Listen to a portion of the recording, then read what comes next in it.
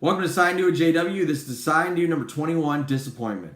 So, I do not know anyone that has never been disappointed in their life. And if you have never been disappointed in your life, you are the anomaly and you can just turn this video off. However, if you have been disappointed, you can go ahead and hang out and stick around and watch this video.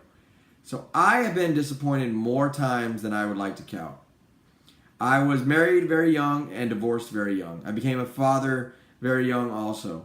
And I was very disappointed when I got divorced because, I felt that I was a failure as a husband and a father, and I really just looked back and wow, this is all my fault, and I was disappointed in myself.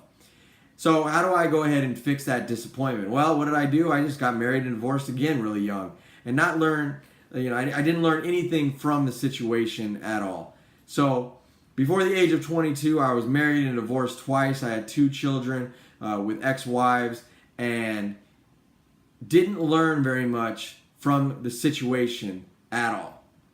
So when I look back and I'm like, wow, those are disappointments, I now look at it like, wait a second, maybe not so much disappointments as life lessons. And I wasn't ready for those life lessons at the time, and that's the reason they fell out the way that they did. So how do I look at the disappointments that I have and now take those disappointments and turn them into some type of fuel that, is the fire that burns inside of me to ensure that I can manage my disappointments or the outside disappointments that might come into my life? So one of the ways that I do that is by managing my expectations. So rule number 1 for JW is I expect nothing out of no one now. And as weird as that might sound, I really do believe that if I expect nothing out of no one, the disappointment is, very well managed. So I'll use the example, I cannot expect one of my employees to come to work and accomplish what I want them to accomplish if I don't know what they have been educated on. If I don't know the type of training that they've received. If I don't know who taught them what they know, because, sometimes that goes into it also. You can think, well, they know this because they got taught it. All right, well, who was the individual that taught them that? Because that individual might not know what the heck they're talking about. That's the reality of it. So I manage my expectations by ensuring that I don't expect anything out of no one. That goes for individuals that are above me, my bosses, CEO, society, elected officials, etc. I expect nothing out of no one. It's an easier way for me to not be disappointed in whatever happens. So when an individual employee comes in and they're brand new to the company, I want to make sure I know what I want to make sure that I know what they know. So if I was to say, hey, I need you to accomplish this, and they don't accomplish it, especially up to individual standards, how can I be disappointed with that? One, I didn't see what they knew. I didn't find out if they even have an idea of it. I just kind of threw them to the wolves and was like, oh, you didn't do what I told you to. That sucks. You suck. You're a disappointment. No, that's stupid. Right? And if you're doing that, you need to go ahead and maybe take a step back and realize there has to be some type of understanding there of you understanding what they understand.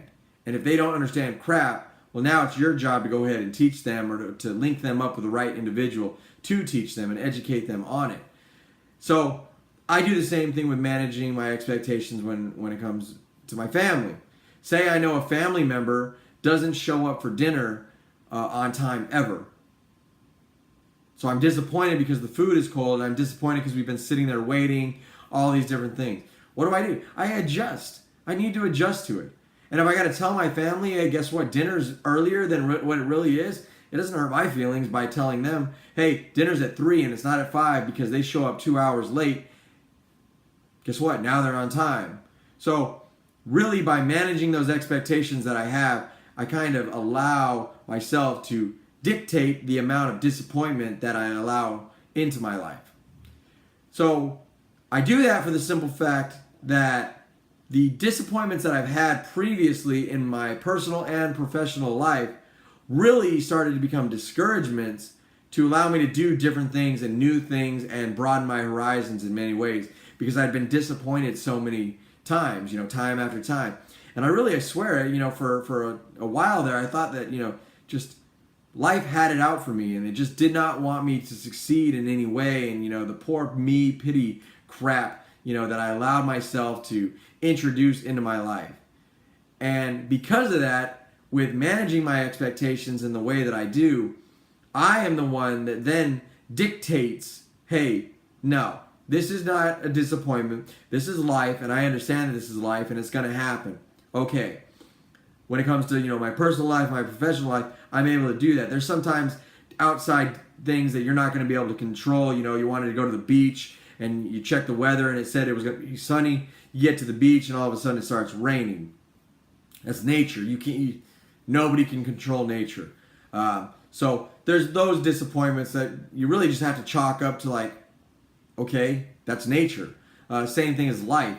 They're going to happen, and you have to be able to be ready to roll with those punches. But don't get discouraged. Don't be like, oh, I'm never going to the beach again. But some people do. Some people really allow minor things to discourage them in a very impactful way where they don't try anything again or they don't try anything new because of one, very small disappointment in their life. And then there's individuals that have really large disappointment. My divorces really kind of altered how I thought about, life in general to marriage and, the institution of marriage and what it meant. But eventually, once I got over that, I realized, well, don't be disappointed in what it was. It was life. It was a lesson. It taught you something, and I learned a lot from it.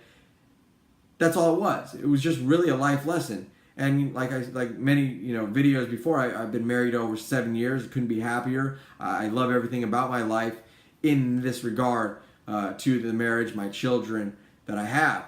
But I allowed those disappointments and those discouragements really to affect me in a way that unfortunately dictated how I performed in life on a personal and professional level.